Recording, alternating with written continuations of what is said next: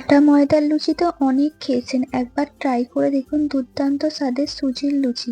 এই সুজির লুচিগুলো বানানো যেমন খুবই সহজ, আর এই লুচিগুলো খুবই সফট তৈরি হয়।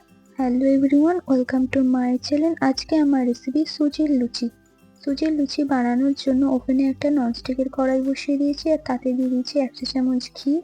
ঘিটা ভালো করে মেল্ট হয়ে গেলে এখানে দিয়ে দেবো 1 কাপ সুজি, ওজনে 200 গ্রাম। সুজিটাকে খুব ভালো করে 1 মিনিট লো ফ্লেমে ভেজে নিতে হবে।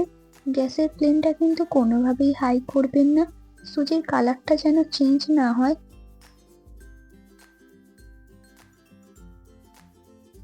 ঘিয়ের মধ্যে সুজিটাকে 1 মিনিট ভেজে নেওয়ার পরে এখানে দিয়ে দেবো জল। জলের পরিমাণটা আপনাদের এখানে বুঝে অ্যাড করতে হবে। আমি যেহেতু 1 কাপ সুজি দিয়েছি তাই আমি এখানে 2 কাপ জল দেবো। মানে রেশিওটা দাঁড়ালো 1 কাপ সুজির জন্য লাগবে 2 কাপ জল। জলটা দিয়ে সুজির সাথে ভালো করে মিশিয়ে নিতে হবে। সুজি যেহেতু কুক হতে বেশিক্ষণ টাইম লাগে না, তাই প্রথমে গ্যাসের ফ্লেমটা হাই করলেও তারপরে গ্যাসের ফ্লেমটা লো করে দিতে হবে, নাহলে সুজির জলটা একদম শুকিয়ে আসবে। আপনাদের কিন্তু সুজিটা অনবরত নাড়াচাড়া করতে হবে, নাহলে নিচে লেগে যাওয়ার সম্ভাবনা থাকবে। আমি প্রায় 1 মিনিট মতো হাই ফ্লেমে কুক করে নেওয়ার পরে গ্যাসের ফ্লেমটা লো করে দিয়েছি। গ্যাসের ফ্লেমটা লো করে এখানে দিয়ে দেবো স্বাদ মতো লবণ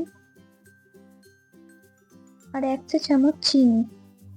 চিনি ও লবণটা দিয়ে ভালো করে মিশিয়ে নিতে হবে সুজির সাথে। যেটা দিয়ে নাড়বেন, খুন্তি বা স্প্যাচুলা যেটাই হোক না কেন, ভালো করে সুজিটাকে মিশিয়ে নিতে হবে, যাতে সুজির মধ্যে কোনোভাবেই ডলা পাকিয়ে যেন না থাকে। প্রায় 2 থেকে 3 মিনিট কুক করে নেওয়ার পরে দেখুন সুজিটা অনেকটাই ড্রাই হয়ে এসেছে। দেখুন হাতে এরকম একটু নিচ্ছি আর এরকম ডলা পাকিয়ে যাচ্ছে, অবস্থাতেই কিন্তু নামিয়ে ফেলতে হবে।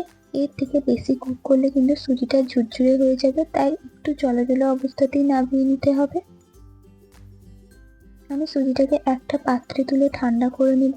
খুব বেশিক্ষণ ঠান্ডা করলে হবে না, 1 মিনিট মতো রেস্টে রাখার পরে এটাকে মেখে নিতে হবে গরম থাকা অবস্থাতে।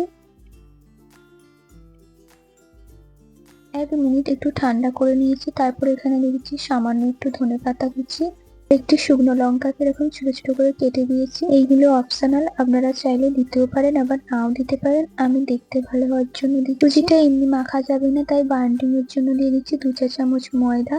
ময়দাটা দিয়ে ভালো করে সুজির সাথে মেখে নিতে হবে।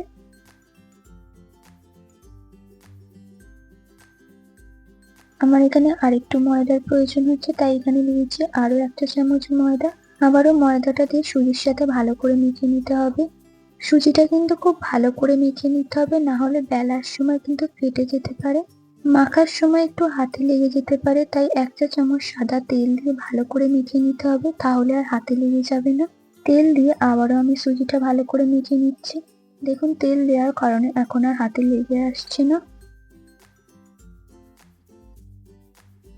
সুজির ডোটা আমার খুব ভালো করে মাখা হয়ে গেছে। এবার এর থেকে লেচি কেটে নেবো। তার জন্য একটা কিচেন টেবিলের মধ্যে নিয়ে বড় করে রোল করে নিচ্ছি। বড় লম্বা করে রোল করে নেওয়া হয়ে গেলে এবার একটা ছুরির মাধ্যমে ছোট ছোট করে কেটে নিচ্ছি। এই লেচিগুলো কিন্তু এমনি রেগুলার লুচির থেকে একটু বড় বড় সাইজের রাখতে হবে। একটা লেচিকে নিয়ে ভালো করে গোল করে নিয়ে তালুর মধ্যে এরকম প্রেস করে নিচ্ছি। এবার আমি বেলে নেব, তার জন্য ঘন্টায় বেরিয়ে একটু গুঁড়ো ময়দা ছড়িয়ে একটা লেচিকে নিয়ে বেলে নিচ্ছি। এখানে আপনাদের প্রেফার করব তেল না দিয়ে গুঁড়ো ময়দা দিয়ে বেলে নেবেন। এই সুজির লুচিগুলো কিন্তু খুব বেশি পাতলা করে বেললে হবে না, একটু মোটা ভাব রেখে বেলে নিতে হবে।